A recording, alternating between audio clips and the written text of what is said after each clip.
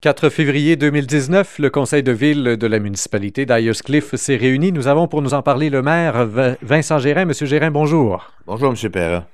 Alors, dans cette entrevue, M. Gérin, on va parler éventuellement des Journées de la culture. On va aussi parler de la création d'un comité de suivi de priorités projets. Mais pour ouvrir, on aborde un sujet dont on va reparler éventuellement un peu plus dans quelques semaines.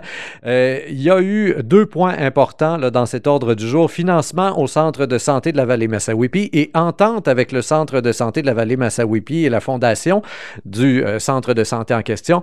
Donc, 2 points importants et comme je disais, bon, il y a quelque chose qui s'en vient. Une annonce, on ne brûlera pas le punch aujourd'hui, mais il y a quelque chose qui s'en vient. Oui, la municipalité a décidé d'accorder une aide financière à la clinique qu'on considère comme étant une institution très importante à Ayers-Cliff. Alors, on y reviendra dans les prochains jours. On devrait avoir plus de détails à cet égard-là. Et puis, quand il est deuxième sujet à l'ordre du jour concernant la clinique, c'est juste de formaliser une entente qu'on avait alors que la municipalité endossait. The municipality was endorsing an eventual credit margin of $150,000 with the clinic. That everybody is aware of this, everybody knows that, but we didn't have a real signed agreement. We just had a resolution, so it's just a technical thing about this. And for the contribution the municipality will make to the clinic, well, in the next few days we'll have more information for this. Et j'en profite pour réouvrir un sujet dont on a déjà parlé, la possibilité d'avoir un élu sur le conseil de la clinique en question. Là, et il me semble justement que ça tournait autour du fait que puisqu'on endosse cette fameuse marge de crédit de 150 000 ce serait bien d'être présent au niveau administratif sur le CA. Où est-ce qu'on en est rendu avec ça? Nous y sommes. Ça fait déjà quelques 2 ou 3 mois, ou peut-être même un peu plus, qu'il y a un conseiller municipal, Stéphane Richard, qui siège sur le conseil d'administration de la clinique. Et c'est un peu pour ça qu'on régularise certaines situations. Il n'y avait rien de mal fait. Il y avait juste des choses à peaufiner, des ententes à signer de façon plus précise. Alors, il n'y a rien de changé. Sinon, sinon, l'aide financière que la municipalité va apporter à la clinique et dont on parlera dans quelques jours. Bibliothèque municipale, vous avez reçu un avis des responsables de la bibliothèque qui disent « Les Journées de la culture, on ne s'en occupera plus, on ne veut plus porter ce chapeau-là. » Et donc, ça retombe dans la cour de la municipalité. Si vous décidez de vous en occuper vous-même, évidemment, ce ne sont pas tous les villages qui organisent nécessairement des activités chez vous, mais vous avez un penchant culturel depuis quelques années avec Maïté Quentin, là, qui est embauchée ici. Et bon, est-ce que vous recevez ça comme une patate chaude? Est-ce que vous recevez ça comme étant l'occasion de relancer la chose? Non, parce que comme vous dites, l'activité était quand même assez mineure, même si elle était importante et c'était une journée complète organisée par la bibliothèque. C'était beaucoup de travail, mais ça reste que l'impact était quand même un peu mitigé. On va sûrement poursuivre dans la même veine, c'est-à-dire qu'on veut organiser quelque chose pour la journée de la culture, mais la décision n'est pas prise quant à la façon dont on va procéder pour organiser cette journée-là. Alors, on verra, on a mis ça en suspens pour l'instant. Ça a lieu au début de l'automne, les Journées de la culture. Alors, faut évidemment y voir, le temps file, mais il n'y a pas urgence et c'est pas la fin du monde non plus que la bibliothèque décide de ne plus s'en occuper, même si on est très reconnaissant au fait qu'ils s'en sont occupés pendant plusieurs années. Il y a un mot qu'on voit de plus en plus souvent apparaître sur votre ordre du jour, le mot comité. Alors, on en a parlé il y a quelques temps. On a eu la création d'un comité de sport et loisirs où on a revampé ce comité-là. Et puis là, les nominations ont été faites. Et là, on part sur une autre création cette fois-ci d'un comité de suivi de priorités et projets. Cela dit, c'est un comité qui est comme à l'interne, d'un point de vue administratif seulement. Alors, on ne fait pas un appel à la population pour être membre de ce comité-là. No, you're right. And when we talk about committees, it may look like we have a lot of committees, like you say, but we don't have this much. And committees are very important because they do, a lot of important work for the council. Councillors are not full-time employees, same as the mayor. we don't have enough time very often to discuss all the subject the way we want.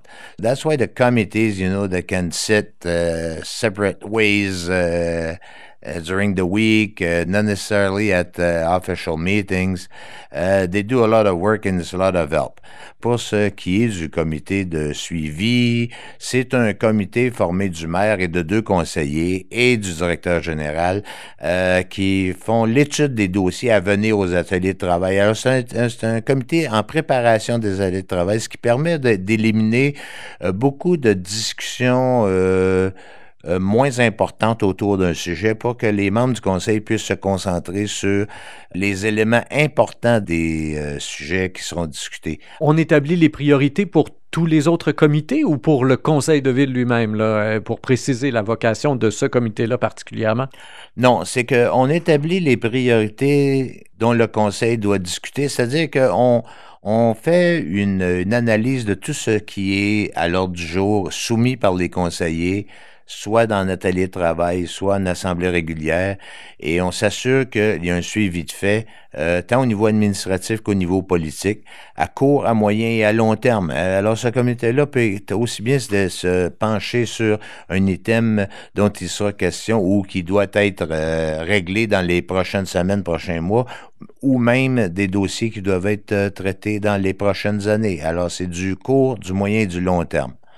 Dans le court terme, il y a le plan pour le réaménagement de la halte routière. Je ne sais pas jusqu'à quel point c'est prioritaire, mais on a en tout cas dégagé là, une certaine somme. On fait un appel finalement pour avoir des plans. Est-ce qu'on sait déjà qui va faire les plans? Là? Où est-ce que vous en êtes dans ce projet de réaménagement de la halte routière en face du gazebo? Ben, c'est une priorité tout en n'étant pas une, parce que, évidemment, on a d'autres dossiers là, qui sont importants dès cette année, comme le trottoir d'ailleurs se rendant à la halte routière. It is a priority, but it's not this much a priority, but we have to work on it. It's a little bit like what I was saying about the committee suivi. It's if we can let things go on certain subjects or certain items that we have to work on. So who's going to be in charge of this? I don't know. It's the general manager who is in charge of finding a firm that will make us plan for the halte routière in front of the gazebo. What's going to be done this year, I think it's going to be just more plans than anything else, but it's then with a good follow-up. Donc, c'est un premier pas dans ce projet de réaménagement.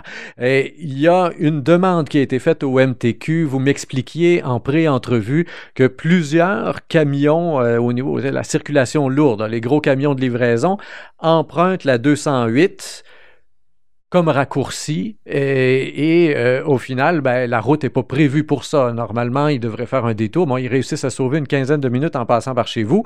Ce que vous ne voudriez plus voir, là. Et là, vous avez brassé la cage un petit peu au niveau du ministère.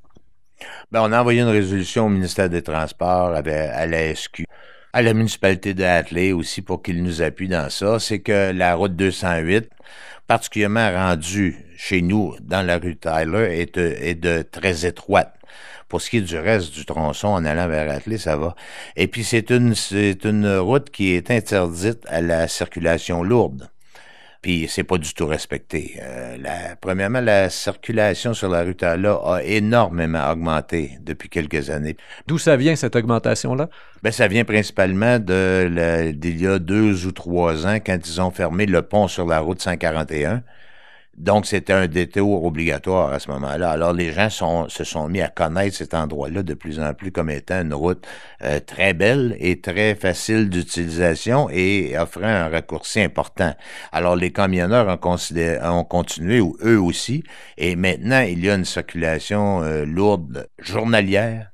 C'est un impact sur les infrastructures, mais aussi et surtout sur la sécurité de la partie dans le village de la route 208, qui est la rue Tyler. Et donc, ce que vous demandez au MTQ, c'est d'être présent, c'est d'envoyer la police, c'est de faire respecter le règlement. Qu'est-ce que vous demandez exactement, puis quel délai vous leur laissez là, pour le faire? Ben, on leur a demandé d'améliorer l'affichage, s'il y a lieu, et que les autorités compétentes fassent respecter la loi. Tout simplement, voilà. Et on va pouvoir assurer un suivi là-dessus éventuellement. Simplement, on va le voir. Si la quantité de camions réduit ou non, on aura peut-être l'occasion d'en reparler éventuellement. Bonne nouvelle pour les familles d'Ayers Cliff. Qu'en jour 2019, la municipalité décide d'augmenter sa participation financière là, pour stimuler les activités chez les jeunes. Ben, l'année dernière, c'était une première expérience, alors qui a été assez concluante. Au niveau de la participation, peut-être pas tant qu'on s'attendait, mais au niveau de la qualité des installations et des opérations du camp de jour, ça, on a été très, très satisfaits. Nombreux commentaires positifs. Alors, on a décidé d'augmenter notre participation à hauteur de 20% par enfant, par famille, et également de payer une activité. C'est-à-dire qu'on rende une activité gratuite, là, parce qu'ils ont 3 sorties par année, je pense. Alors, au choix des parents, une des 3 sera gratuite. La municipalité en assumera les frais.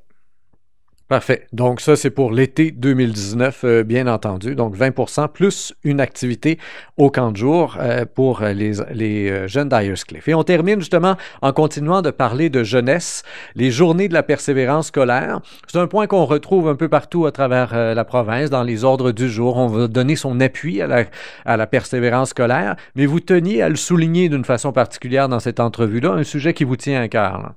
Oui, c'est un sujet qui me tient à cœur.